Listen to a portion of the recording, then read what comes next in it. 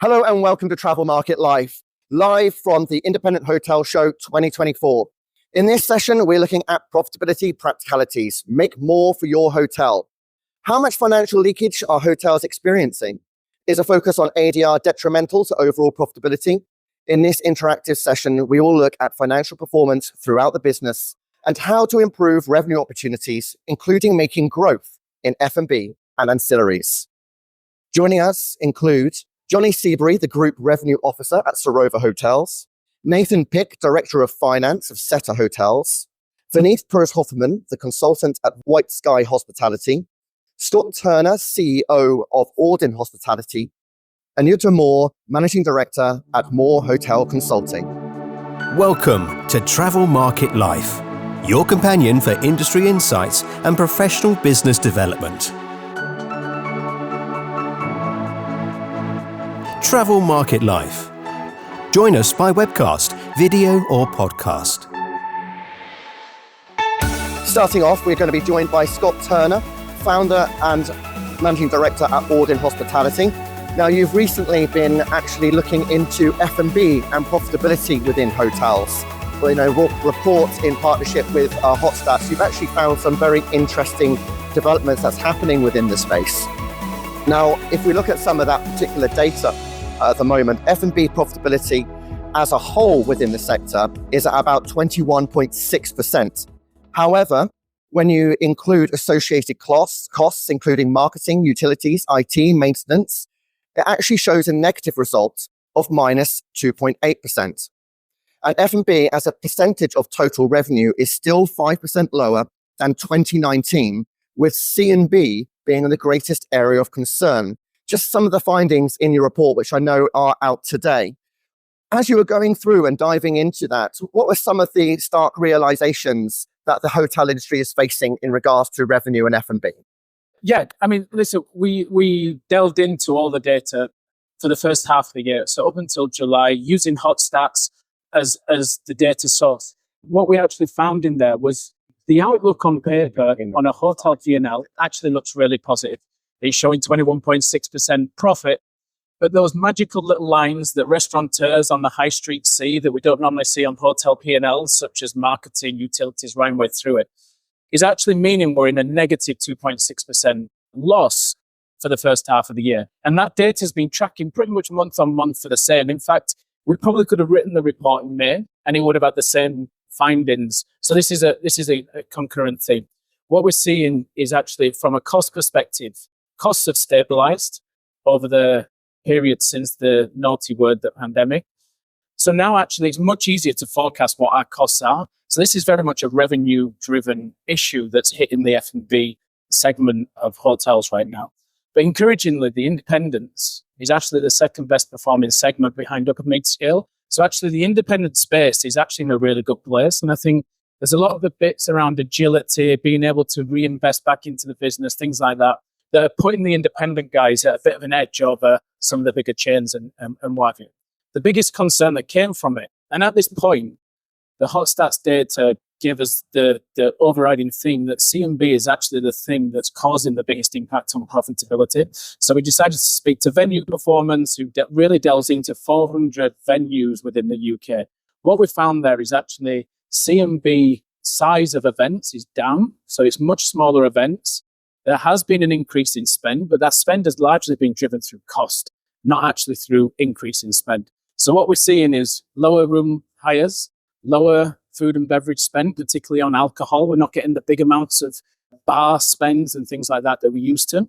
And that then is having a negative effect on what is normally the cash cow of food and beverage. So it's really that C&B that's causing some of the issues. The rest, you'll see in the report, the venues showing increases year on year. That's great, but it's largely been driven through inflation, not necessarily through increasing revenues. So when we talk in the report, we're not looking necessarily at the cost. This is an opportunity in terms of revenue and really driving that top line because we know it's going to flow through because the costs aren't going in the fluctuations that we've seen before.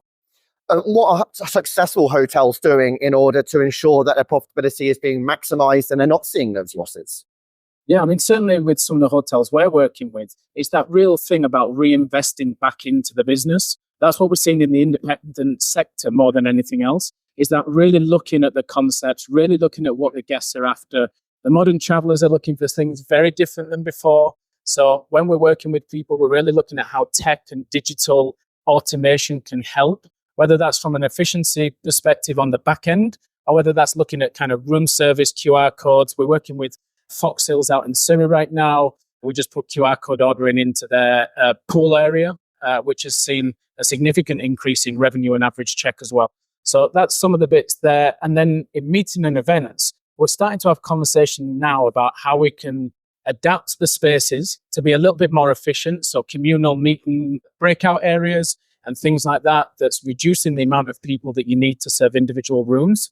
And then more importantly, what's some of the new trends that we can capitalize on that can drive that room height? So things like podcast studios, Zoom pods, things like that, that you can rent out for pure room hire that can help you give that profitability a big lift. Excellent. Thank you very much indeed.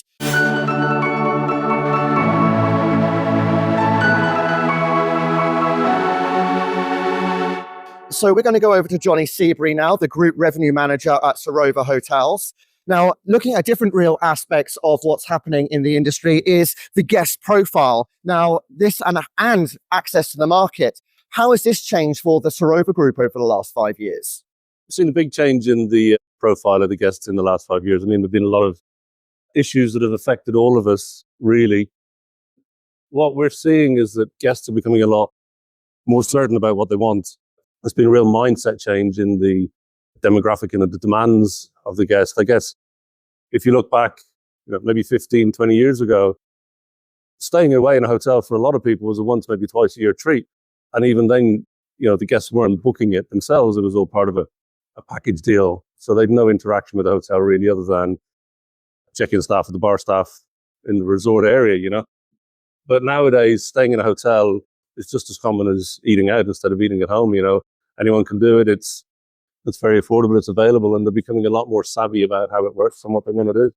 So when it comes to your market outreach strategies, what are the ways that you've had to change how to capture the audience and that demand and fill the occupancy within Sarova Group? Really focusing on distribution, looking at different markets, understanding that the world is becoming a smaller place because travel is so much easier. There's a few things that have happened, and I don't want to be the first one to break the Brexit word, but that's had a big impact on inbound travel, certainly from the European markets, because it's just a little bit more difficult to just get off a flight and walk into the UK. You've got to go through border control. So why would you do that when you can go to another European country with no restrictions? And people of long-term memories, we all remember the hours of queues at immigration a couple of years ago, and it's, I think it still puts people off. Looking at the further out markets like the US, Australia, and so on, I mean, it's obviously always been the same for them, but, focusing on these areas.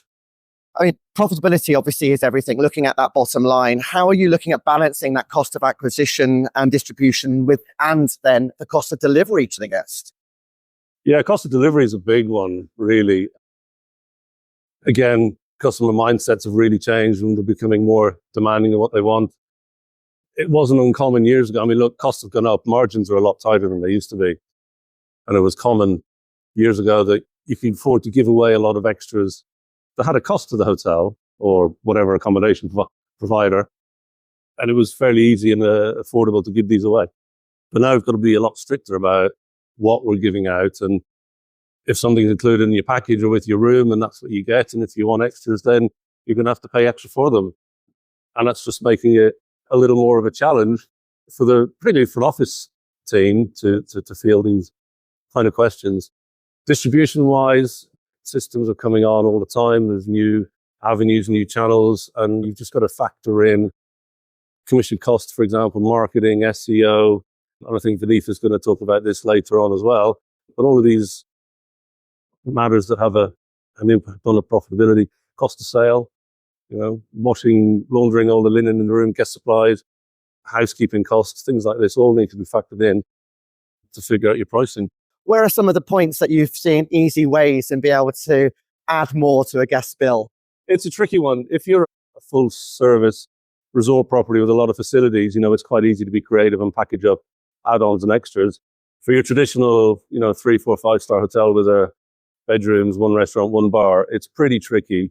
Scott was talking about the profitability in F&B is minimal, if at all. So even upselling food and beverage ancillaries, the profit is so low in it that it's sometimes not even worth the effort of promoting those facilities. So it's pretty tricky. Simple things like early check-in, late check-out, for example, very popular requests from guests. So that's one way you can boost the revenues a little bit. Spa treatments, if you have them, things like that. So, but it's a tricky one.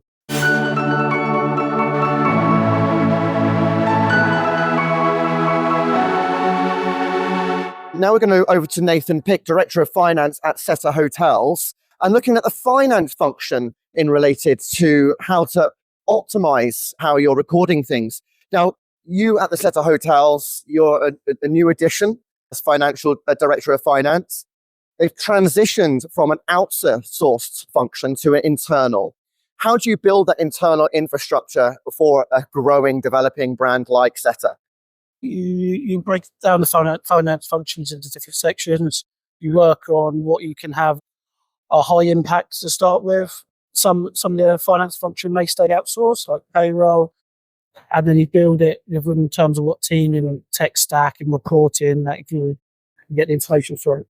Has it been quite a job to then sort of build that out from the outsource function, or that creates a much more independence for you to be more flexible within the business now? You need to continue to evolve with the industry, whether reporting worked pre-pandemic to whether it's the right information now to get the right information for the personnel and the relevant departments to use that to drive top line and improve bottom line efficiencies. As we've been looking at from an F&B function perspective, and as Johnny was saying about trying to increase that spend per guest, how do you look to improve that spend per guest with Seta? It's about being unique in what you're offering. There's a lot of competition out there at the moment. You have to be unique. You have to be experiential. There's a change in the British culture that is not more about, even the new Gen Zs are coming out for that. They rather spend high value, but for that experience instead of just going out and just going, yeah. So it's making use of what you've got and making sure you're the best at it. I mean, the Seta's renowned for its experience and really sort of trying to provide quite an upmarket experience for the guest. And that sort of seems resonant throughout the entire hotel, from the back office and within that front-facing experience. It is, yeah. We very much live, breathe the brand, and literally just try to, unique cocktails, singers, literally just doing something different that you won't find in your standard hotels. Excellent. Nathan, thank you very much.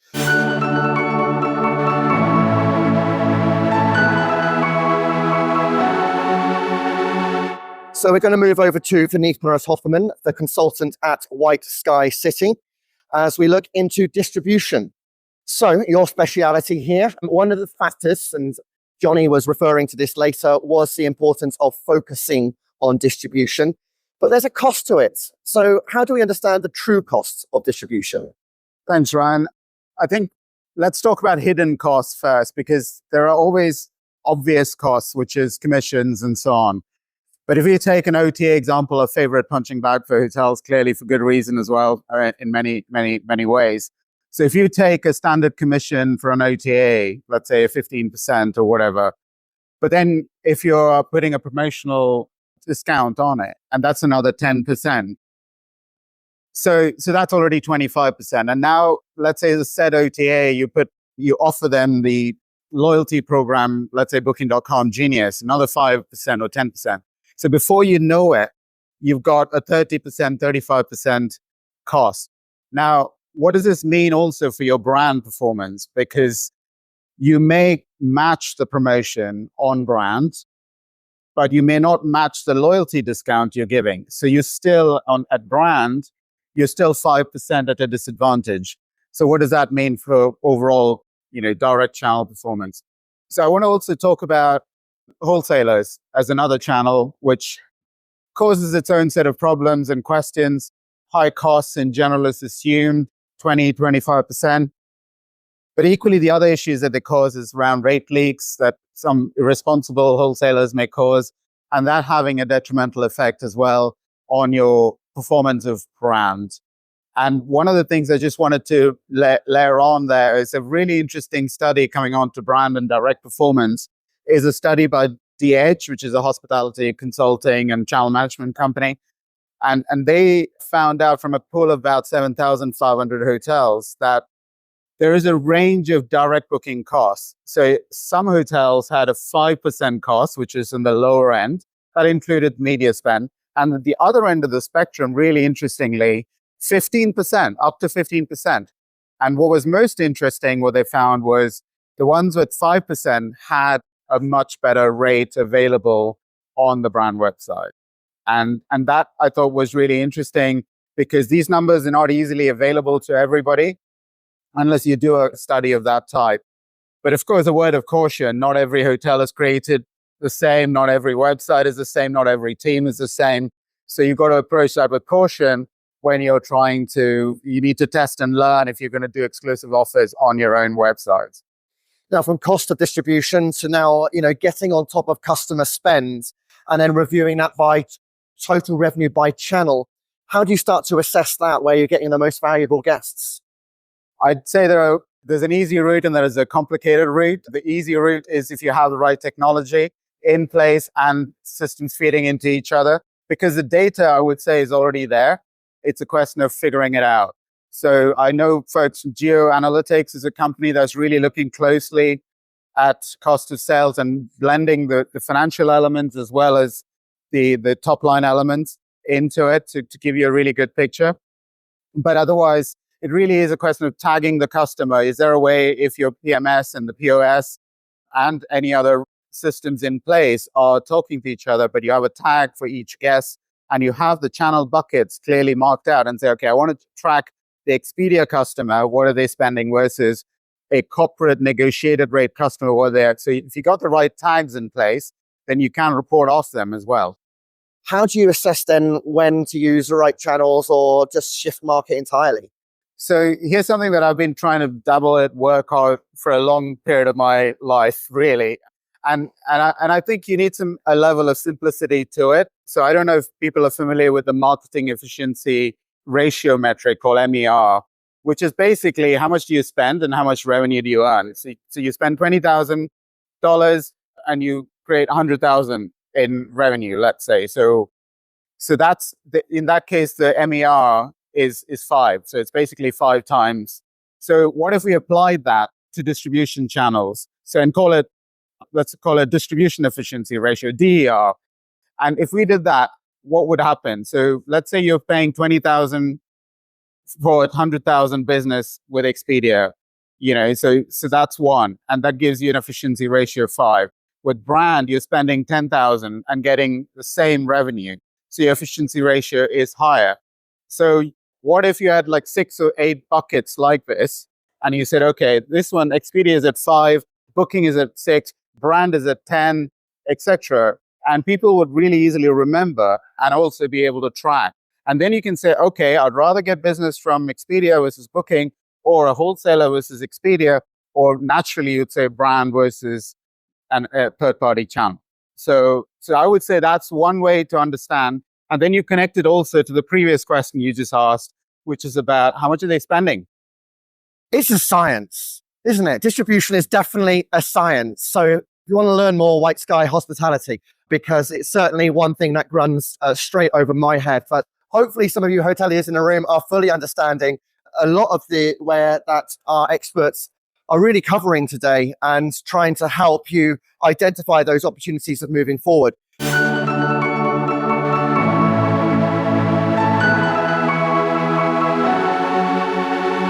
So our final expert today is Jutta Moore, the Managing Director at Moore Hotel Consulting. Now, data is a big thing for you. You love data. You dive into that. You support hoteliers. So we are just moving from the science to the art and science in revenue management.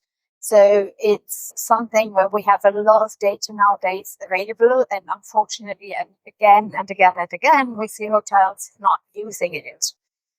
So what we would like to encourage that many hotels have got a lot of systems at their disposal. They have a lot of different inputs. I think Philippe mentioned Geo Analytics earlier, but we have a lot of day-to-day data that is coming to us, not only through our PMS, but all the OTAs. Booking.com have got a great analytics tool.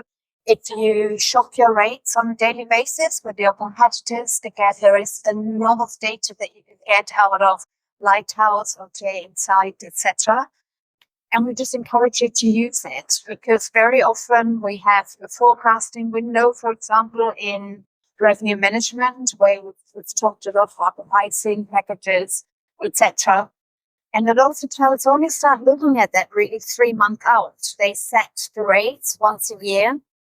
And then in the 3 month window, they suddenly start getting active. And you can see that on booking.com. You can see that on your price shopper.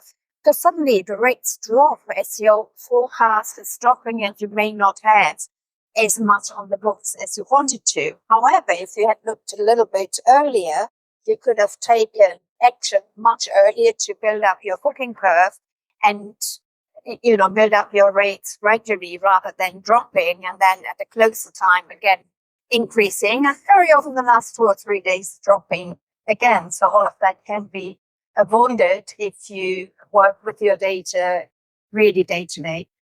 And it's not just about data and putting a cost to that, but it's the value that you're providing to the guest.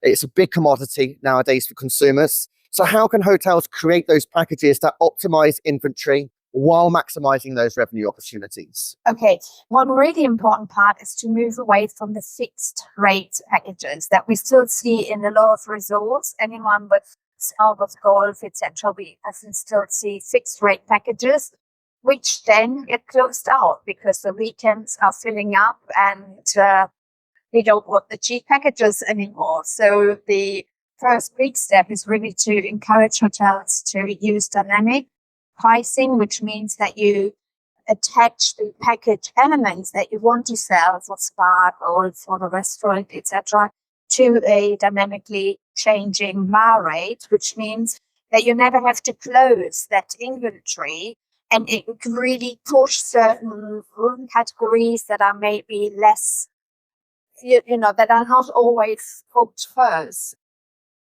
Now, there are a few factors involved when it comes to pricing: time, lead, and segment. And each of those have different characteristics to them. Absolutely. And they go back again to knowing your clients, knowing your booking lead times, which you can all get from all the data that's available, and really understanding when different guest segments book. So if you're a hotel that is heavy on rooms, for example, with, dare I say, hen nights, deck nights, and so on, they usually get booked quite far out. But if you're a spa, like an elevated spa resort kind of thing, then your bookings might come in at much shorter notice, especially if you're in the countryside and fairly weather depending as well. So there's a lot of input that you can receive there as well. Excellent. Thank you very much indeed, Jutta.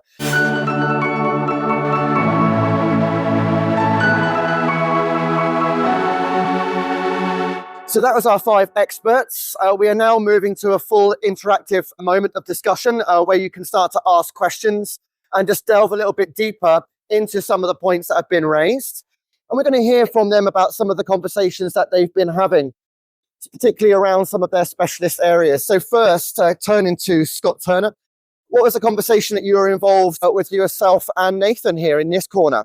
Yeah, we had a really good chat, actually. The gentleman was talking about how he runs a hotel with a large events business, doing lots of weddings. He was saying that his food and beverage profitability is pretty low. I'm just looking at some of the ways around it. And one of the things that I always recommend to people, especially in the independent space, if people are buying on their own, is really look at whether there's some GPOs out there that can really help you reduce what you're doing in terms of food and beverage costs. There's some really good people out there that we use with our clients, especially on food, especially on beverage. So that was one. The other one we were talking about is now, and we say this a lot, is previously it was much cheaper to make everything in-house from a food perspective. Nowadays, when you start really looking at the food costs versus labor cost calculations, actually what you're finding is a lot of the menial tasks, it's much cheaper now to buy it in than it is to prep in-house because of the labor cost issue. not just the labour cost issue, but you're getting churning people with training, then there's people turning up or not turning up for shifts, and then you factor in the increasing wage costs. So I'd really recommend anyone to really look at how much it costs to buy certain items in that are taking a lot of time to prep versus prepping it in-house and really factor in all the costs, because a lot of the time it can really help with things. And then from the wedding perspective, I also said we worked with a wedding venue in the north of England. They were doing lots of weddings a year. They were getting to a level where they couldn't keep putting prices up anymore. And we really looked at ancillary revenue. So can they help with flowers? Can they help with printing? Can they help with all these little things that get added on in a wedding, videographers, etc., and put the markup on for the recommendation, and therefore getting pure profit into the business. You already have a full-time person dealing with this anyway, so it's not an additional cost from a labour perspective. And those little margins in independent businesses can make a massive difference over the course of 50, 60, 70 weddings a year. Nathan, I mean, one of the key things was about sort of like outsourcing, and how do you balance that outsourcing? Is it something that you look at with a setter and bringing outside freelance and consultants, part-timers in, and other consultants? Continuing reviewing all the aspects. So food, obviously, with the high cost, and even though inflation is dropping today, which is great news, food and beverage is still on the up. So we're looking at flexible food cost budgets, so you can still offer high quality food in shoulder months, but then when you're doing your quantity over the summer months, you then can drop the food cost and make it back in quantity over the quarter. Excellent, thank you. Over to Jutta. So you were having a quite in-depth conversation there on your table. What were some of the areas that you were sort of exploring in conversation? Really profitability and looking at increased revenue, but not quite matching the profitability of last year, which obviously is challenging for hotels to be able to, again, planning and using the data that we have in a very timely manner. There's a lot of data that you need to be able to grab hold of, and it can seem like a bit of a mountain to begin with. What's the first point of call, first step to achieving that? Definitely your PMS data, and if that doesn't tell you enough, then the next step is to look at your rate shopping data, at your OTA analytics, where the analytics are actually available free of charge because you're already paying for the product, but you're not using it a lot. So excellent. So we're going to go over to the other side of the space where we've got Fineeth, who has been having the conversations with a number of audience here. So what were some of the key points that were being discussed? I wouldn't say a number of, but the main conversation was with Walter Gomes here from Smart Rooms, who's a service apartments, so that's the business. And some of the challenges, I think, Walter, that you mentioned was really around the costs, the big players in the space dominating, wanting a bigger slice to be able to distribute. And also, I think it's part of the distribution journey that he is on and keen to learn more about. And yeah, at the moment he's going through the tech stack and implementing that. And as soon as that is all in place, then he will look at wider distribution options to make sure. And cost, of course, is a major consideration. Over to Johnny Seabury, who had quite a conversation going on over there in his corner.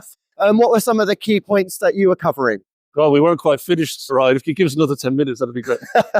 No, I'm kidding. Yeah, lots of conversation around here over two sort of areas. We're talking about the in-stay profitability and how we can manage that. Couple of the comments that came out, important to make it really clear from the hotel's point of view to the guest what they're getting and what's included from the outset. So there's no surprises and no disappointments during the stay.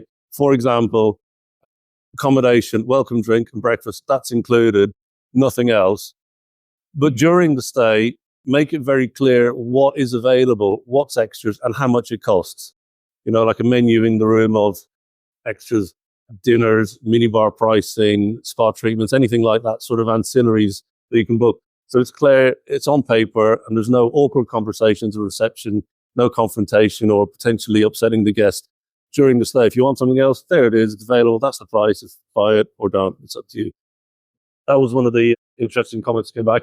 Also, the other one, which is more recent, housekeeping, opt in, opt out. Do you want it? Skip it daily, save the planet. Some people were saying, get something back for not having housekeeping. We look at it that you get a warm, fuzzy feeling that you're saving the planet. That should be enough, you know. But it does affect, obviously, the profitability of the accommodation. Then the other thing that we talked about was the pricing decision that people make when they're booking and shopping around. You go to one site, a common one, an OTA, and just book it because you know they've got the coverage. You look at several OTAs, you go to the hotel direct, you look for loyalty rates, member rates. And newsflash, it's official, and you heard it here first, loyalty rates are dead. Our panel, 100% member rates, instant discounts. They don't want to collect the points and more stays and then get the benefits later on. They want to sign up, become a member, get the discount straight away. So loyalty rates are dead, member rates are the future. Excellent. That's wonderful. I mean, I know in our hospitality discussion series that you were involved in recently, we were talking a lot about memberships and the opportunities of generating revenue, not just from the local community, but also from returning guests. So it sounds like there's a huge value available amongst your group you're involved with. Absolutely. And of course, the key is always book direct. And ring the hotel because they'll negotiate with you. You want a deal? They'll give you a deal. Book direct. You heard it here. Excellent. Thank you ever so much, Johnny. So you've been joining the panel and discussion here on Property Practicalities. I'm your host, Ryan Haynes. Thanks ever so much for listening. Thanks for joining us here for this interactive discussion. And thank you ever so much to each and every single one of my experts for making the time and sharing their knowledge and experience with us. Thank you again. For more, go to Travel Market Life. The music sensation by Zach Nelson is reproduced under license from Storyblocks. Travel Market Life is a Haynes Marcoms digital marketing agency production, serving the travel and technology industries.